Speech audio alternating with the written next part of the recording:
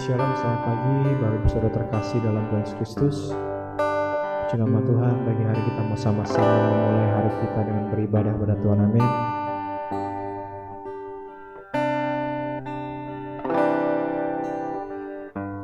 Ku berikan hatiku dan jiwaku, semuanya bagimu di dalam hidupku, setiap waktu nyatakan jalanmu.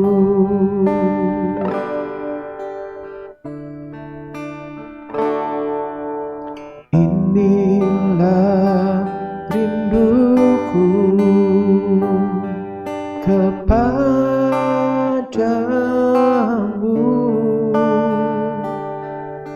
senap hatiku menyembahmu.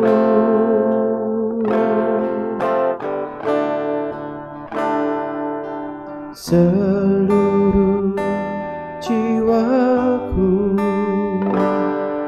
memujimu,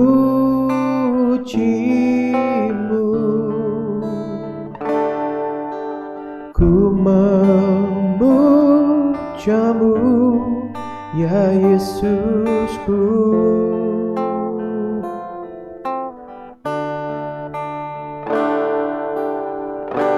Ku berikan hatiku dan jiwaku,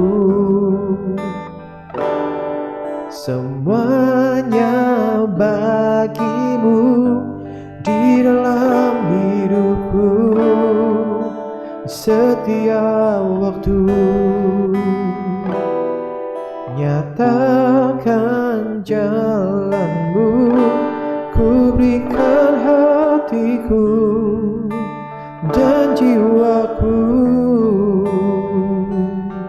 semuanya bagimu di dalam hidupku, setiap waktu nyatakan jalanmu. Oh, nyatakan Tuhan Yesus jalanmu, Tuhan, jalanmu Bapa, tak terselami, tak terhampiri. Kami menyembah Engkau Yesus.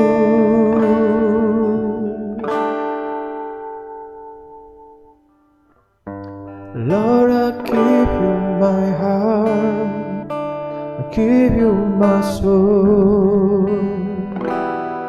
I live for you alone. Every breath that I take, every moment I awake. Lord, have your way in me. Lord, I give you my heart, I give you my soul. I live for you alone. Every breath that I take, every moment I awake. Lord, have your way in me. Lord, have your way in me. Lord, have your way in me.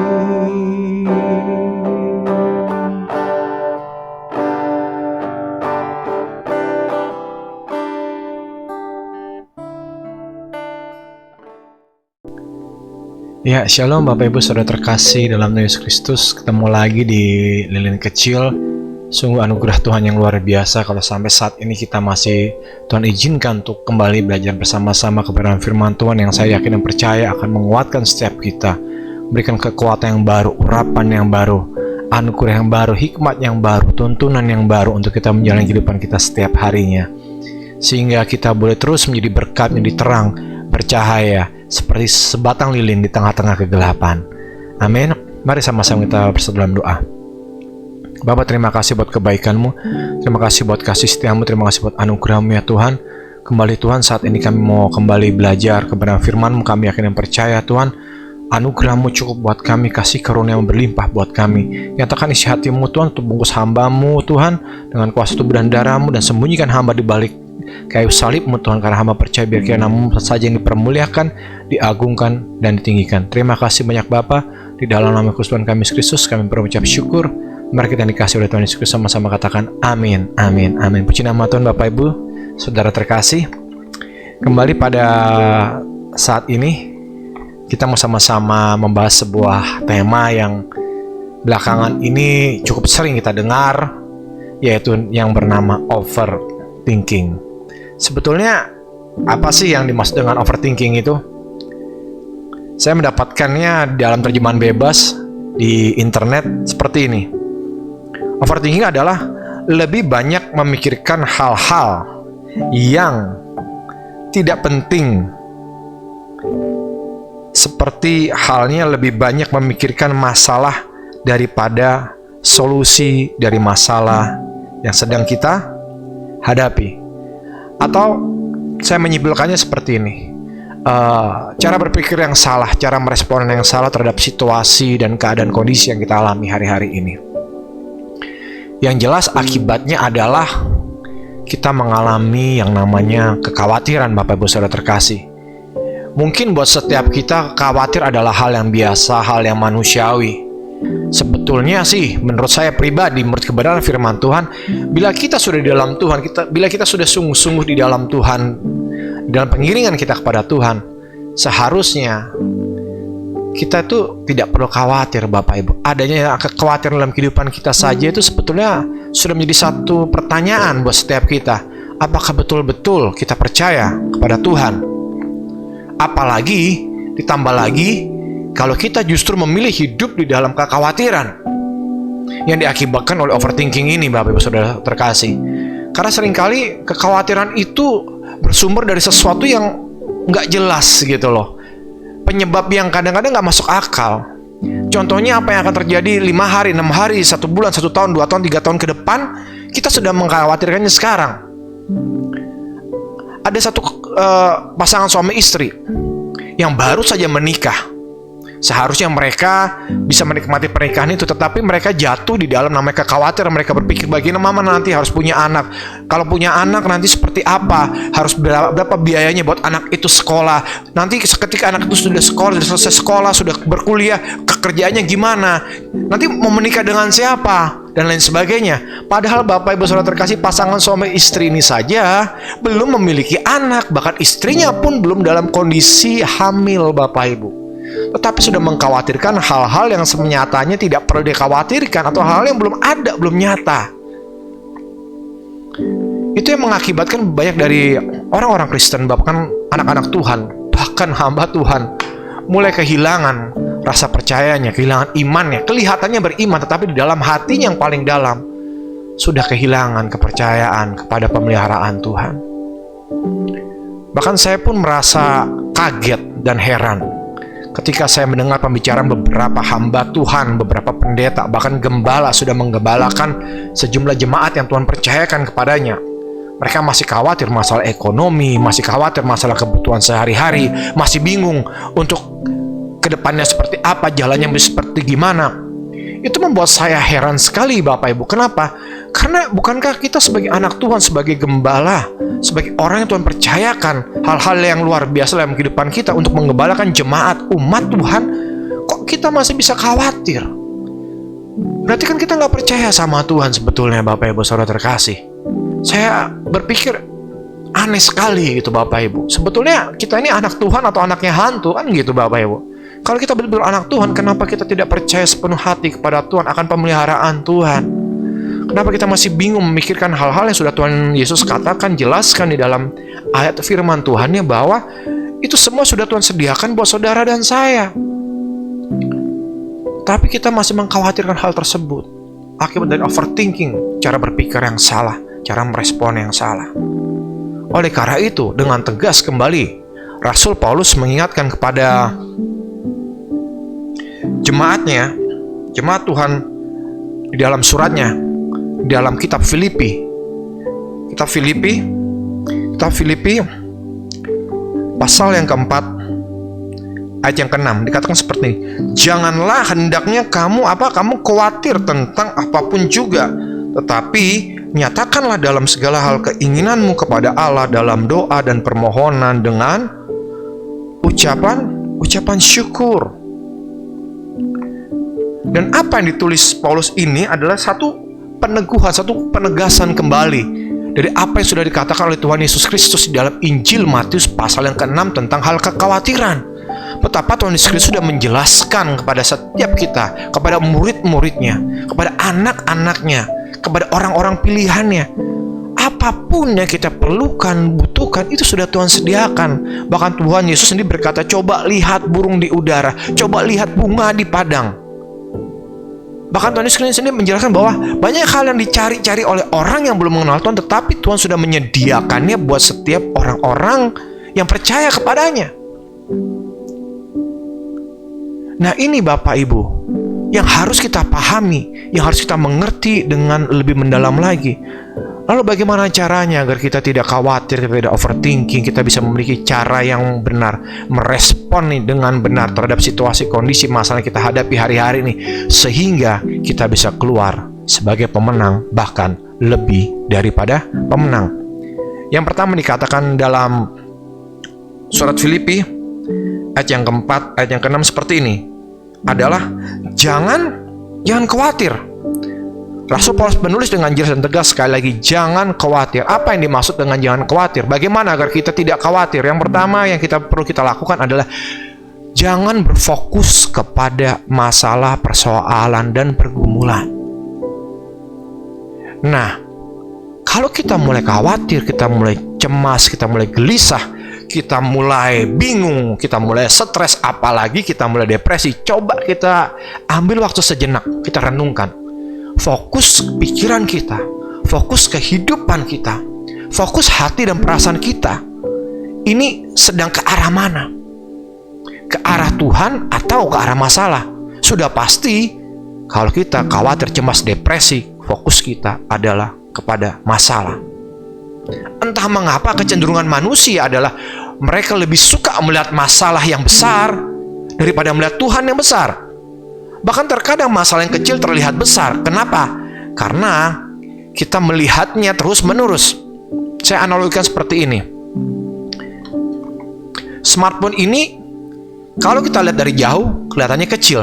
Tetapi kalau kita pandangnya terus-menerus dan kita semakin dekatkan ke arah mata kita, maka kelihatannya akan semakin besar. Bahkan kalau semakin lebih dekat lagi ke mata kita, dia akan menutupi semua penglihatan kita terhadap hal-hal sekeliling kita.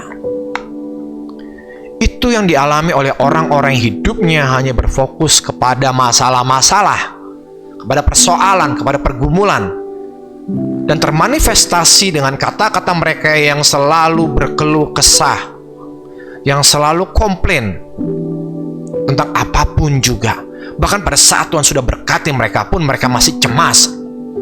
Ada sebuah kisah, sebuah kesaksian yang saya lihat di YouTube tentang seorang anak Tuhan yang saking begitu khawatirnya dari tubuhnya sehat sampai dia didiagnosa menderita penyakit kanker. Padahal yang dia khawatirkan belum terjadi sama sekali. Dia khawatir selama masa pandemi COVID, dia begitu khawatir akan COVID karena fokusnya hanya kepada berita-berita tentang COVID dan korban-korban COVID. Sehingga dia sangat memprotek dirinya. Dia menjadi paranoid. Bahkan dalam dia bekerja, dia menjadi seorang yang sangat-sangat paranoid. Nggak boleh ada orang dekat-dekat dengan dia. Semua disemprot, harus menjaga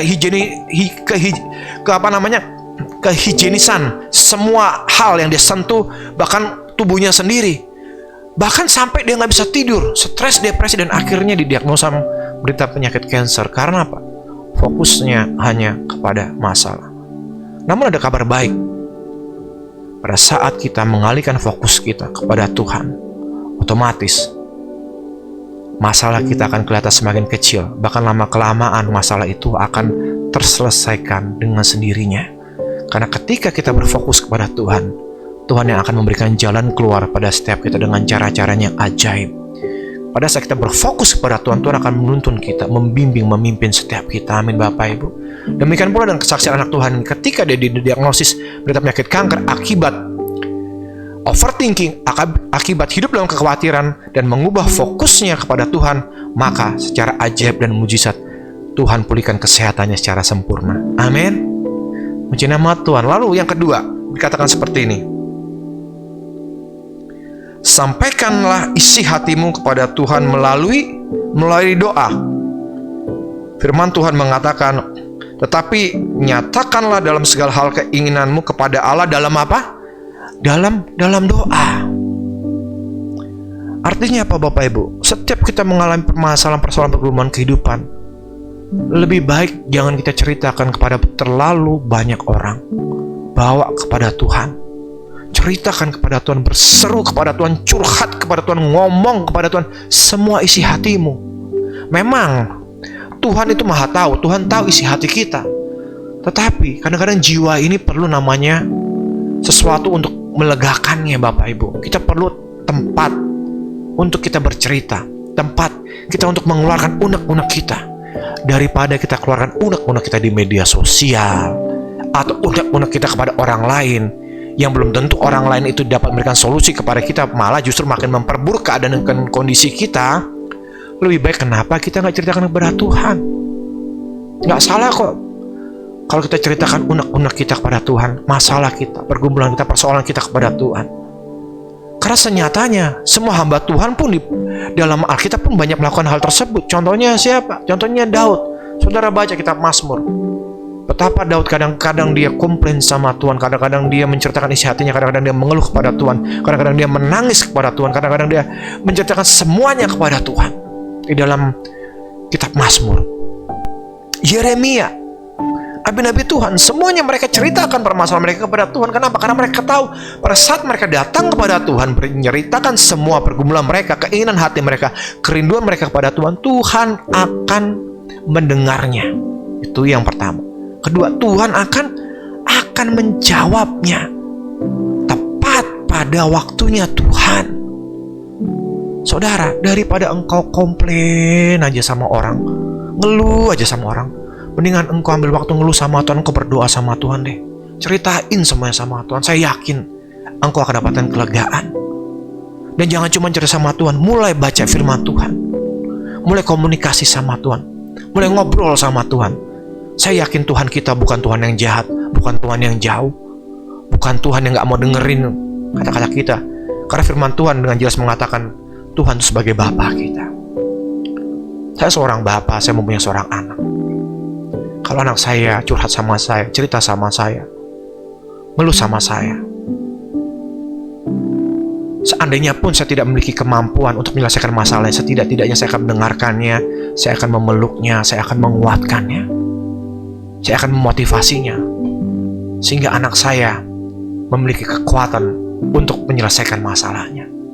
Atau seenggak-enggaknya saya dampingi anak saya. Kenapa? Karena saya mengasihi anak saya. Saya yang jahat saja tahu mengerti bagaimana untuk dapat mengasihi anak saya, apalagi Bapa kita yang di surga.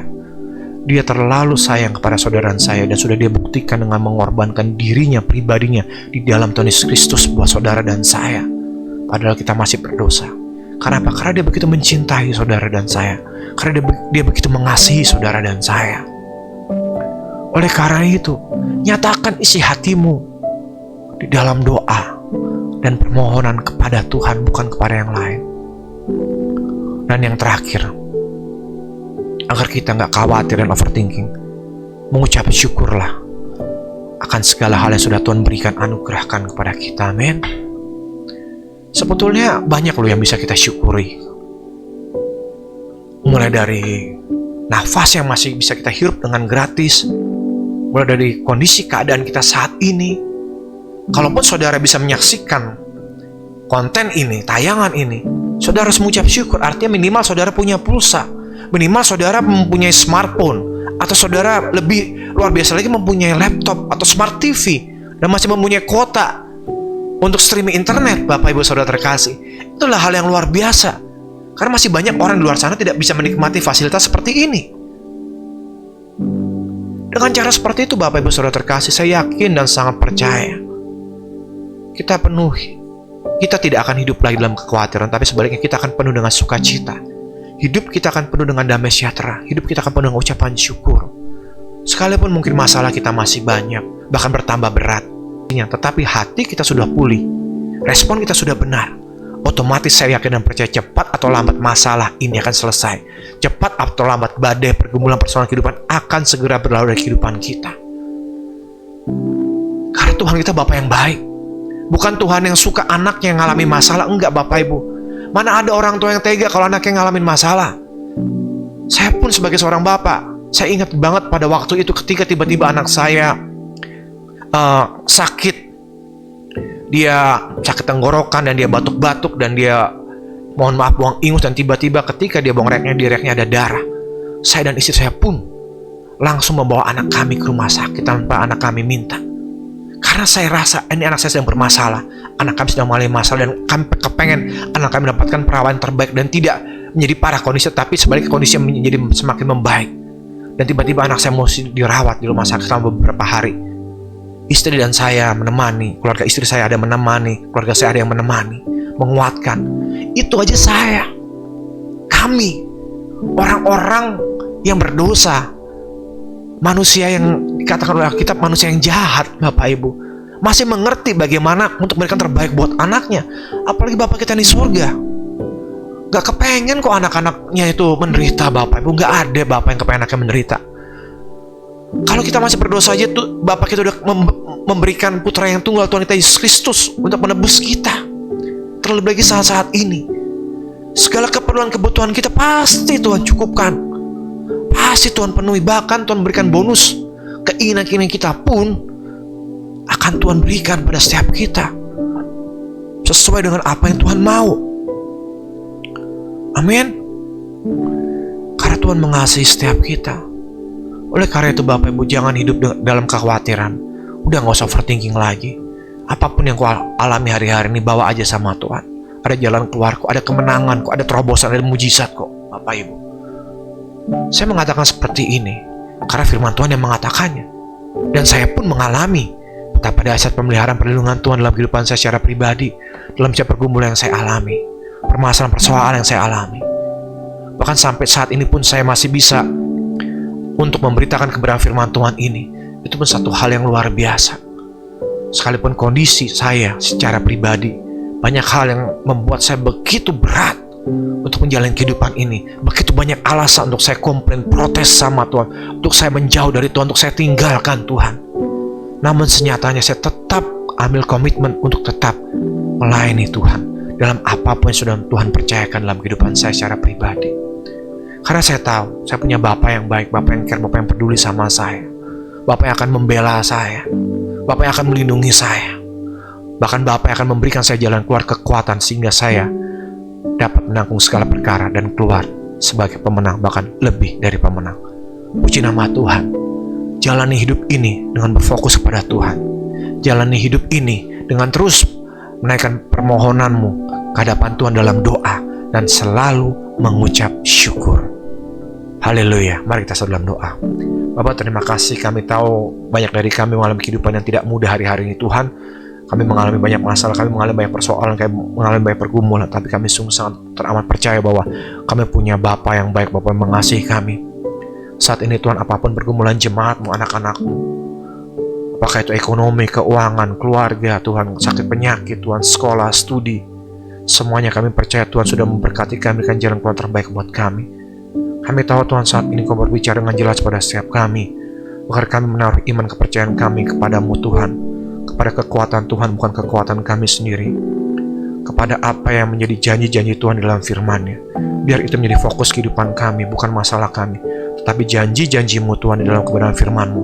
Biar itu yang kami pandang terus Tuhan, yang kami percaya, yang kami imani, dan menjadi fokus utama dalam kehidupan kami.